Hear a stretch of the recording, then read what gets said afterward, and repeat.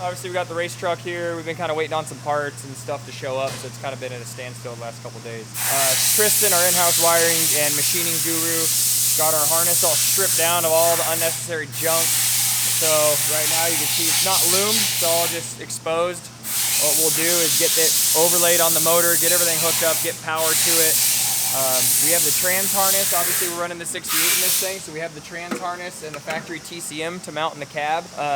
We'll make sure everything works, then we'll pull the harness back off, have him loom everything, make it all nice so we don't have to worry about it chafing or looking like that.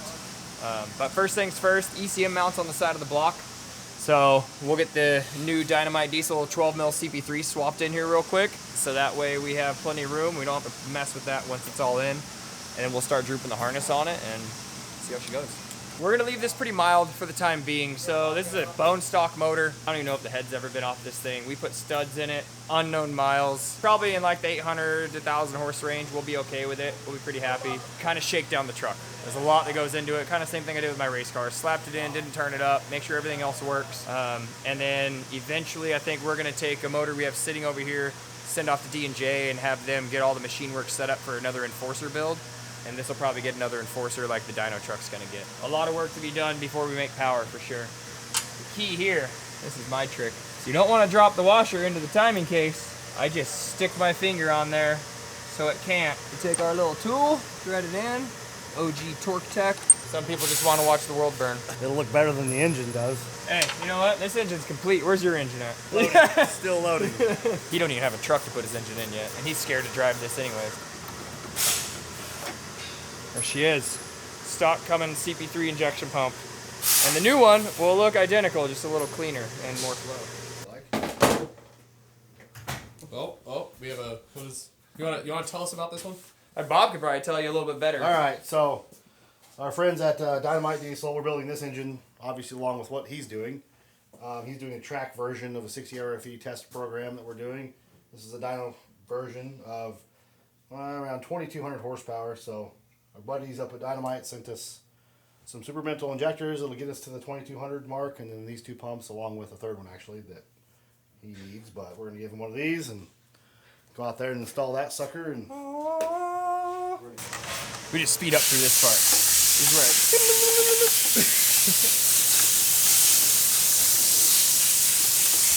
right. Hey, what happened to the steering wheel, bro? We put it on the roof, you know, just for safety. Oh, okay. Dylan likes to put it up there for whatever reason instead of leaving it in the cab. A little panic inducing when you go to move the truck and realize it's not on the floor and they're already pushing you. But that's okay. That's okay. We'll get him there. That'll probably leak because it's an O-ring, and I'll have to figure out why it's leaking and put a status seal on it anyways, but for now that'll be just fine. And later we'll go back through, since this was all just kind of mocked up to build lines, nothing was actually tight, but now that we have our CP3 in, we can actually go through and tighten all of this. And then once this wiring's done, we'll start getting some of that stuff figured out. All right, now the fun part. That sounded enthusiastic. I don't like wiring. It's terrible. My OCD makes these jobs much more miserable than they need to be. ECM actually mounts down here.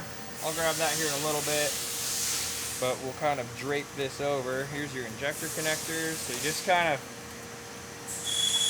find what you know and kind of put it in place. Tighten it on in here and just kind of start hooking up a couple things. So that way it'll kind of locate itself.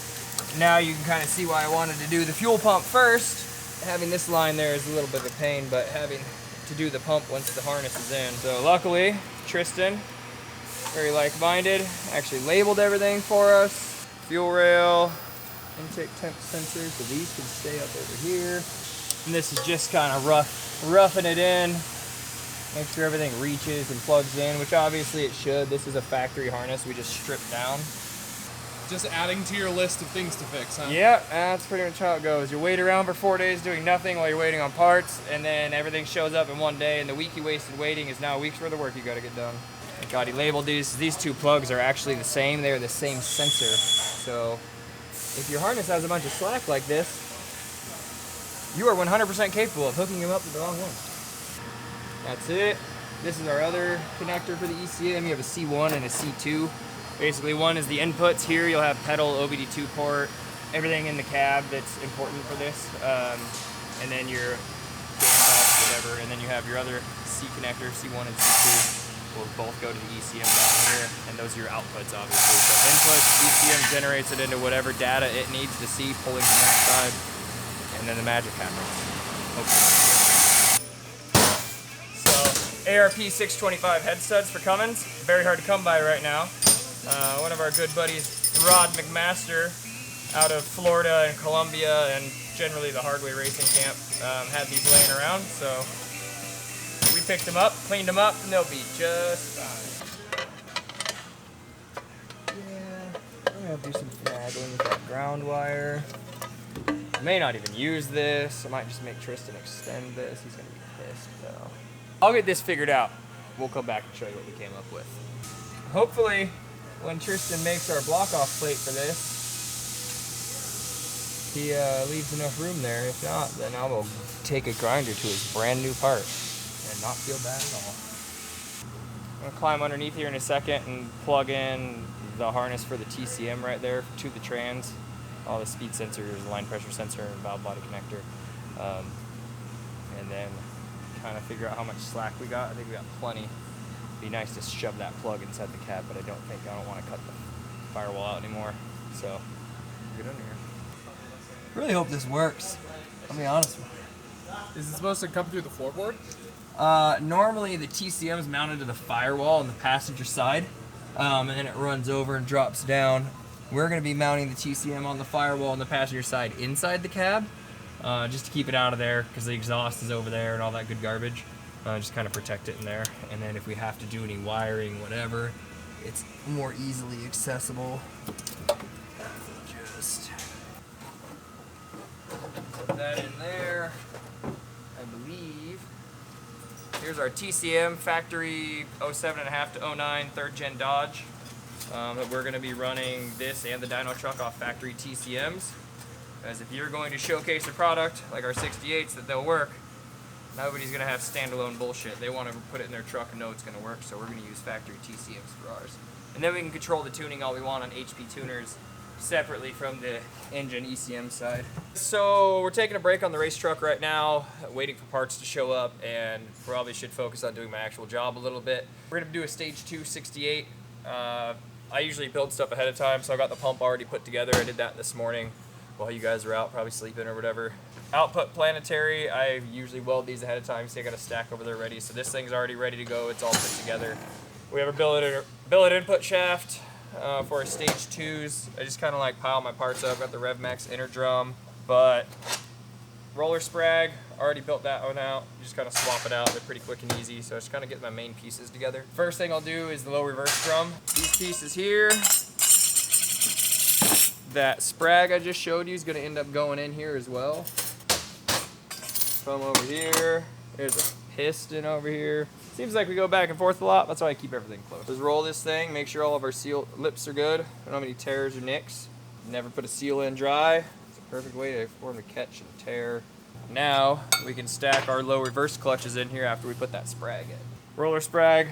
You can see in here the actual rollers. The factory style is a dog bone sprag like this, and they notoriously will roll, essentially go the other way. It destroys all kinds of stuff. So that is one of the upgrades in our stage 2 units. 7 inners and 7 outers.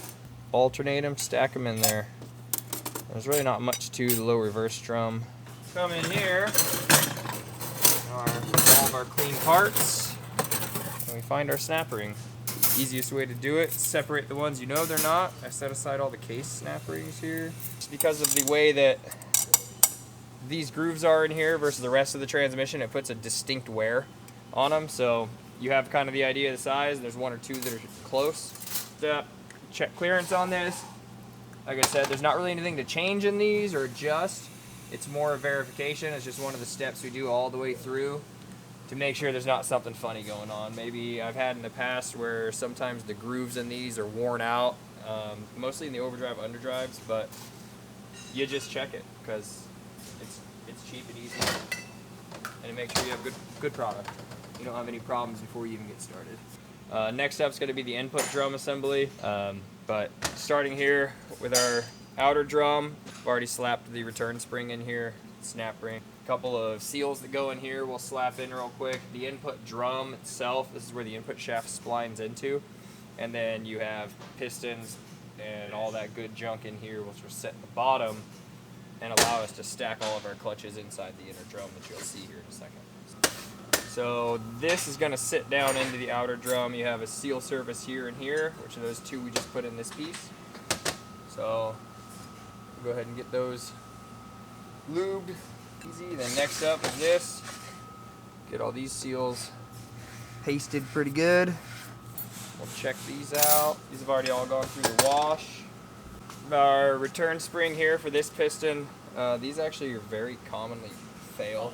Won't really do a whole lot because it's contained in here, but what'll normally happen is these little, where these two pieces come together, they'll just tear. It'll rip the leg of it off, so this thing will be all cattywampus. We got spares, I'd say it's about every third transmission, sometimes a few in a row, but this one looks fine, so we'll go ahead and reuse it. That you just kind of tap it, and you'll watch this snap ring drop right in. There you go. And just kind of give it a couple more, make sure it's seated all the way in that ringland. Throw our pressure plate in there, a couple snap rings, and then we'll stack our overdrive clutches in the top, which obviously is a big concern area in the 68s. This being a stage 2, we'll have our 16 count stack out in here. So we go up or down from there depending on what stage it is. Obviously, clutch count increases surface area, and then with that added pressure, that's what gives all your hold. So, How many horsepower does stage 2 normally rated for? Stage 2s are rated at 750 horsepower. There's a few key upgrades over the stage 1s, billet input, and we go to the triple disc. Clutch count is increased from the stage 1 as well on the overdrives. A couple little things like that, nothing real crazy, but it's a lot of small things that add up. So we have our underdrives in with our pressure plate, snap ring in. So what we'll go ahead and do now is we have this nifty homemade tool that Matt the Madman made, our in-house idiot savant. Just hook this up, the underdrive port, and essentially what this is doing is this is mimicking the pump we have over there. You see the bottom of it has all those sealing rings. Essentially we made this to be the same thing, and then it just has air holes, so you can feed essentially line pressure or air pressure into it, and then check your clearances on the clutch. 58, good, I like that. I write down my clearances over here so they can input that. So that way every unit has everything it went together with is annotated. Obviously you have the parts list on the invoice, you keep track of the clearances. And then when Jared tests this thing out, if we have anything weird, we have data to go back and look at. Our underdrive and our overdrive clutches stacked out, measured, everything's good. We got our billet input. Usually just as a good force of habit, there's a check ball in there, so that weird noise you heard, just let you know a check ball is free. And then I hit the other one, just make sure there's no debris and junk in there, so you don't want any of that. Whole point of a clean transmission is make sure you don't have anything in it. So we have more stuff to stuff in here. Basically this whole assembly will be about yay tall, but we were talking about the grease. So we talked about this being green, it's just tackier. It's similar to how that stuff is if it's not under the lamp. But we just use it as paste, basically. Arts and crafts time. So that little bushing we threw lube on earlier is where this rides. So you just work this in past all the clutches. Once you feel it spin smooth, you know it's all bottomed out. And then same thing here, we have bushings inside. So we'll glue our bearing in and we'll lube these spots where that rides on here. So we'll go ahead and start stacking out the case. We've got all our sub-assemblies done. First thing I do is look at the paint job, make sure the teardown guys and the paint guys did a good job. We don't have light spots or anything like that. If we do, I'm more than happy to send it back. This one looks pretty good, but first things first, pull it on here and I blow out all the holes. There's pump mounting holes, there's fluid passages, pan bolt holes. These are blind, all 5 of these. And the factory pan siliconed on, so you'll get silicone impacted in there. If you try to tighten down your bolts there, that's generally how these things strip out. So we'll check those, make sure there's nothing in them. What I usually do is just you don't have any squishiness in there, it's good. We don't have to do anything to get that out. Otherwise, that all gets cleaned out as well. But we'll just blow it all out with air real quick, and then we'll start stacking our assemblies in there. The lower reverse drum will go in here.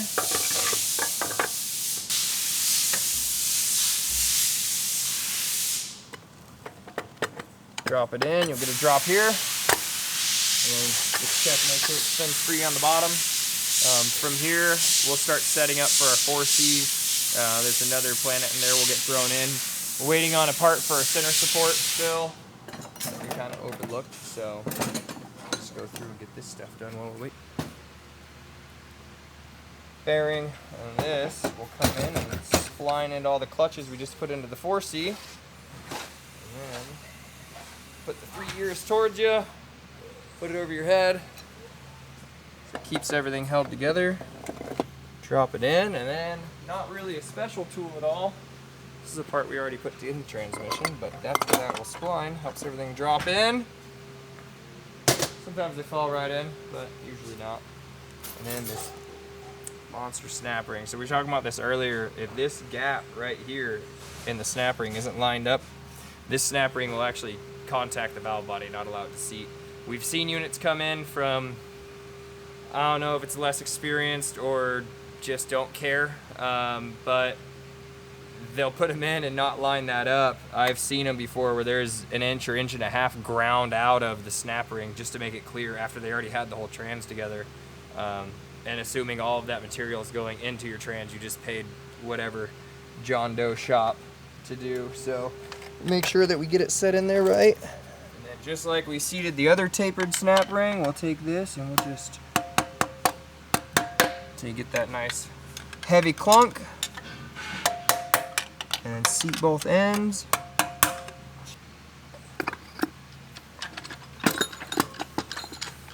There it is. Make sure she's seated all the way. Little filter hole a little bit so the filter slides right in. Drop this bad boy down. We'll go ahead and check end play real quick after we throw a couple pump bolts in it. Torque those down, get the pump cover on it, and we'll flip it over and throw the valve body in.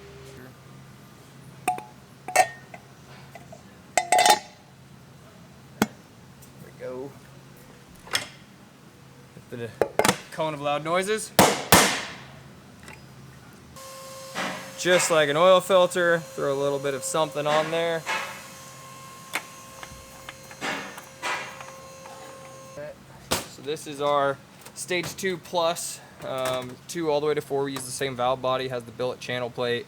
You guys could link up with Jared to see what else other kind of magic he does in here, but this is kind of the flagship of 68 stuff, is getting the valve body all done proper. Alright, we got our valve body in, torqued down, both filters here, throw our pan gasket on here and our pan. The factory ones are sealed with silicone. They're obviously stamped steel, kind of chintzy, but you gotta silicone them on, and once they go on once, the likelihood of them leaking after that are pretty good. So this adds a little bit of fluid, a little bit of resistance to the heat, and then it gives you a drain plug, which is nice, so you can actually service them without making a mess all over your HOA's driveway. Then you pray that they all torque down and none of them are stripped. Usually check the cases before they come over here. The teardown guys check them, but sometimes they're kind of, Make sure you find them beforehand. You can drill them. We do time certs in them if they need them. I've had some so bad that I had to put a time cert in every single one. Every unit gets a new OEM line sensor. Very important data comes from this thing, so as cheap as they are, we go ahead and put them on every single one. Ring here is where park holds onto. Once this comes through, you'll see that this will tie in there. It's offset right now. Then you get that rock and it clicks in. That's what that is, where it's rolling until it gets to that next notch. Which is why I put it in neutral, set the parking brake, and then put it in park, because that makes me uncomfortable when I lose sleep at night. It's my fancy new Amazon caulk gun. The other one's like 16 feet long, and I don't like that. Bob hates it because it wasn't made before 1975.